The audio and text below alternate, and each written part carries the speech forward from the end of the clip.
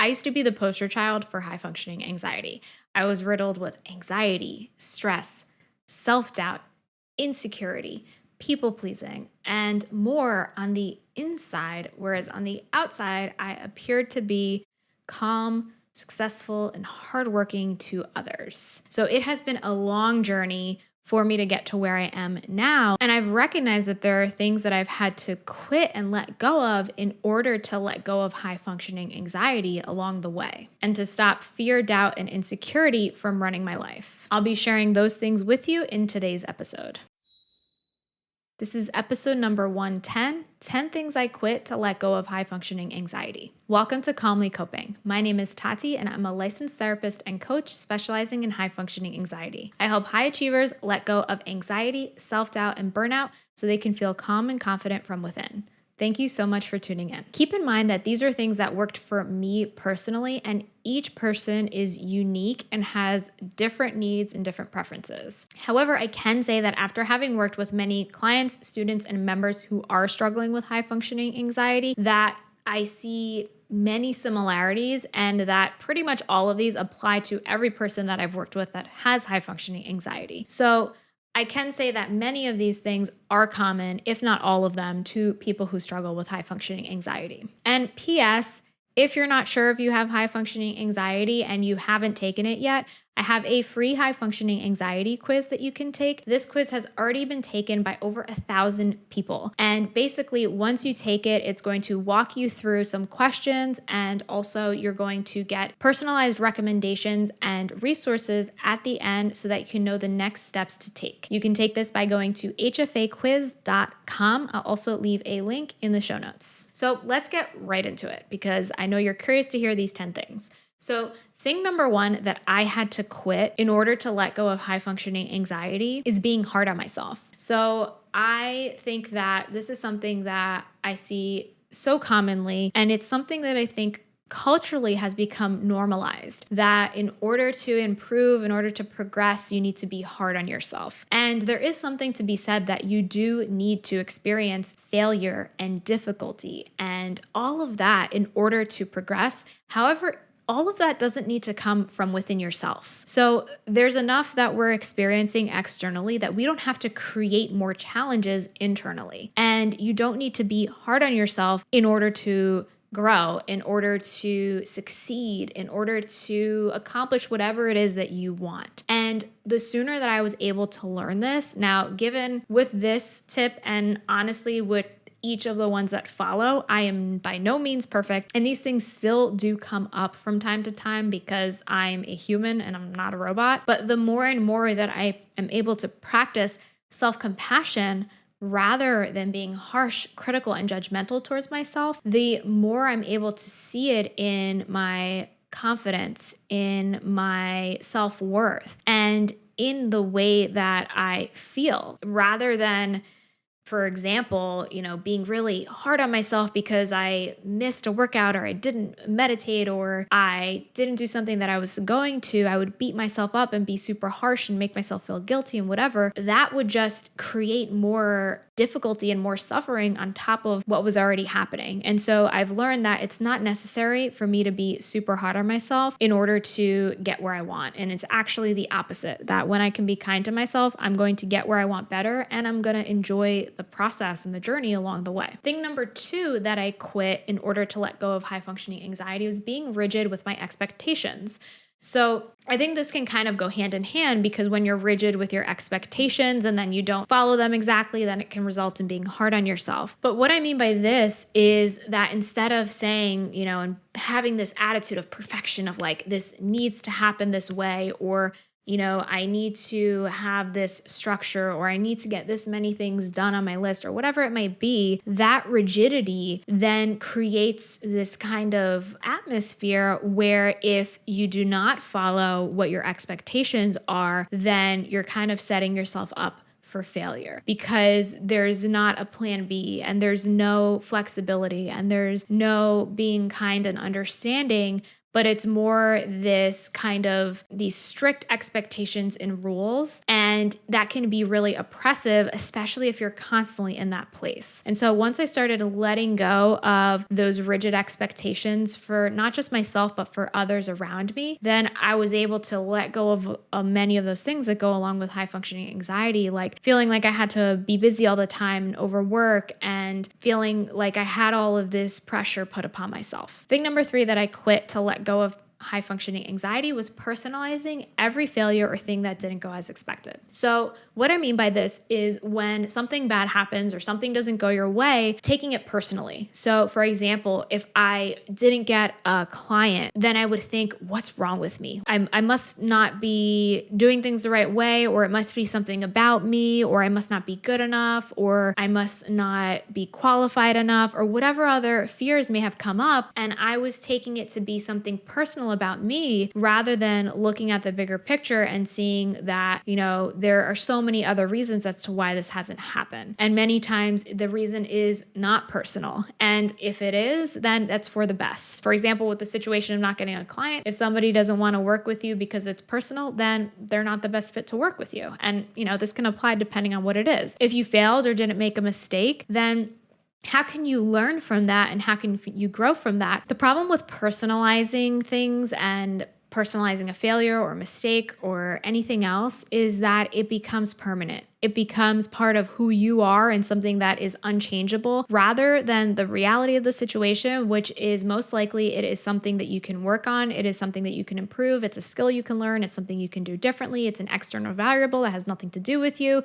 So that is the problem with personalizing things and why I let go of that as like I said, with these other things still comes up from time to time, but for the most part have let go of in order to let go of high functioning anxiety. Thing number 4 is measuring my worth by my level of productivity, how much money I'm making, how quote unquote hard I'm working, etc. So the more that you measure your self-worth by your work, by what you're doing, then it's never going to feel like enough because you can always be doing more, or you could always be making more money, or you could always be more productive. And that's because we're all human and we all have limits as to how much we can do and how much we can accomplish. So we're always going to need to recharge our energy or do things that aren't necessarily quote unquote productive. And so anytime you're measuring your worth by what you're doing, then it's never going to feel good enough. And so when you can replace that and start looking at your worth as something that is internal and unchangeable and not dependent upon what you do or who you are, and not dependent on what you do or how much money you make or anything else like that, then that's going to be one of the things that's going to allow you to let go of high functioning anxiety. Thing number 5 that I quit is focusing on the outcome more than the process. So it can be so easy to get stuck in a place of achievement and accomplishment, and I need to get this. But then what happens is once you accomplish this, then it turns into the next thing, and then it turns into the next. And so I found that I was constantly chasing these things, and I would be chasing the next accomplishment or the next sale or the next client or the next newsletter sign up or whatever it might be. And it just turns into this never-ending chase, similar to the last thing that I discussed. And it's instead of doing that, it can be really valuable to focus on the process, because once you can enjoy the process and once you can really value that, then the outcome is going to come, because you're going to be coming from a place of fulfillment in what the present is. You're going to come from a place of fully experiencing the present. And when you're able to be present and focus on that process, then that's going to allow you to let go of the anxiety that might come, the worries, the what ifs, because anxiety is often a place of very future focused thinking. And so you're worried about, well, what if this happens? And what if that happens? Or the worst case scenario, or what is that person thinking of me? And when you're able to be in the present and within the process and letting go of those things that you can't control, then that's when you're going to feel more joyful, more calm, more fulfilled, and you're going to be able to cope better with the stressors that do come up, which are an inevitable part of life. Thing number 6 that I quit was judging or criticizing myself for low moods, for anxiety, for struggling with imposter syndrome, and more. So I used to have this fear that I can't help people with this if I'm still struggling with this, but what I came to realize is that there's never going to be a point where I don't have periods of having a low mood, or I don't have periods of having anxiety, because that's just an inevitable part of the ups and downs of being humans. And of course, it comes in varying degrees and levels for different people. However, when I was able to accept that this is a part of my experience and this is going to happen, rather than judging myself for doing something wrong, for not feeling the best, or for being stuck in a place of self-doubt, then judging myself for it, I realized I was just making things worse for myself. And so when I was able to accept that this is part of my experience and that's okay, and I'm never going to be happy all the time, then that was another step and another thing that I quit to allow me to let go of that high functioning anxiety. Thing number 7 was holding on to guilt for setting boundaries. So this is applicable, especially if you struggle with people pleasing. It can be really easy to get stuck in this place of feeling guilty for setting boundaries, for saying no, for focusing on yourself. And it can feel selfish and it can feel like you're doing something wrong. And, the reality is that it's not wrong to speak up for yourself. It's not wrong to prioritize your needs, because a lot of times those people who are coming from a place of selfishness or from a place of not recognizing other people's needs, they don't even have that awareness. So the fact that you have that awareness means that you're recognizing that that's something that could happen. So it's not to say that you need to stay stuck in that place of worrying that you're being selfish or worrying that you're feeling guilty. And it's to recognize that your needs are just as valuable as another person's, and you're worthy of setting these boundaries. And it doesn't mean that you're a bad person, doesn't mean that you're selfish, doesn't mean that you're rude, but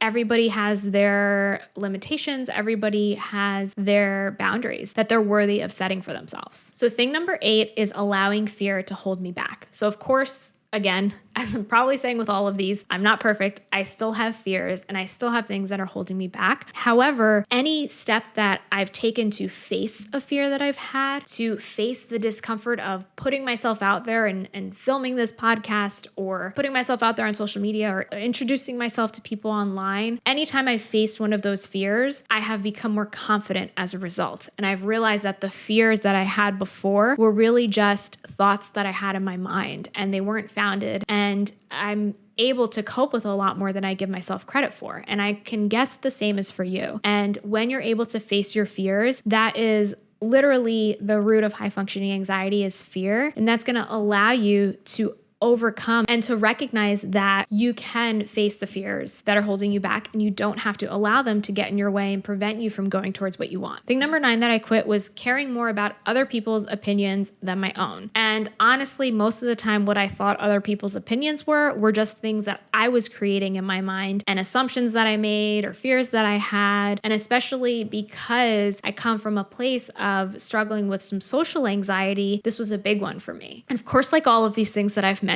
I feel like I keep saying this, but I'm not perfect by any means. But, the more I was able to recognize that I can't make everybody happy, and I can't possibly take every person's opinion into consideration, or whatever it might be, depending on the situation, that let go of a lot of pressure and anxiety that I had. And it was another step in letting go of high functioning anxiety. The final thing that I let go of was focusing on the worst case scenario all the time. So this is a big piece of anxiety that I often see in my clients, both with high functioning anxiety as well as other types of anxiety. So there is this tendency to focus on the worst case scenario, and it feels so real, and it feels like, even though it might be unlikely, but part of your brain is telling you, well, it could still happen. Like, shouldn't I be afraid of this? Shouldn't I be preparing for this? And what I learned is that once I was able to quit putting so much stock in the worst case scenario and feeling like, yes, this is definitely going to happen, or worrying about this, then I was able to recognize that this is just something that my mind is doing to try and protect me and keep me safe. The worst case scenario, the vast majority of the time, is unlikely. And so the more you're focused on that, the more you are just in a place of fight or flight and that anxiety, and you're not in a place of being in an objective state of mind. So these are the 10 things that I quit in order to let go of high functioning anxiety. So your action tip is to reflect on these things that I quit doing. Can you relate to any of these things? And if you want to really go deep, then I suggest taking out your journal, or notebook, whatever, and re-listening to this episode and jotting down if you can relate to any of these 10 things that I said and what comes up for you as you think of these different things. I'd also love to continue the conversation. You can head over to calmlycoping.com/group to join my free Facebook community, Calmly Coping for High Achievers with High Functioning Anxiety. I'd love you to share which of these 10 things can you relate with, and are there any of these that you've quit yourself and why? And if you're looking for more support on overcoming high functioning anxiety, I'd love to have you as a member of the Calm and Ambitious community. We are a supportive community for high achievers just like you who are struggling with all of these struggles that I just mentioned. And we'd really love to help you to provide monthly training as well as live support in a community where you can get all of your questions answered and really cut down on having to listen to tons of hours of podcast episodes and Googling stuff everywhere, because everything is targeted and actionable so that you can get the most progress from the least amount of time, because I know you're busy. You can learn more by going to calmandambitious.com or by clicking on the link in the show notes. And while you wait for next week's episode, I have other episodes about decreasing anxiety, adopting a healthy mindset, and managing your time and energy. So be sure to check out these episodes here. Thank you so much for tuning in today, and until next time, be calm.